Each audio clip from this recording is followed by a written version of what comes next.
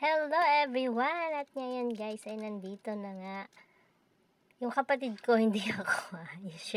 Siya yung nandyan sa dagat at ayan. Kaya nang dati kumukuha pa rin siya ng mga video.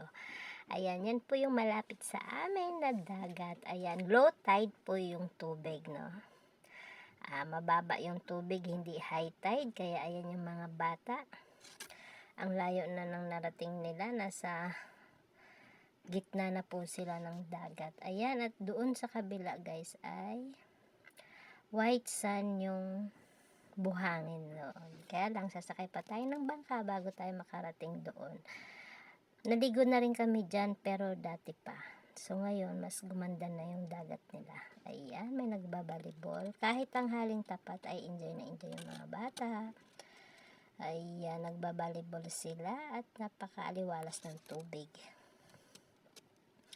Ayan, ang dami nilang activity sa dagat. Thank you everyone. Maraming salamat. Thank you sa nag-video. Thank you sa aking brother. Maraming salamat everyone. Bye-bye.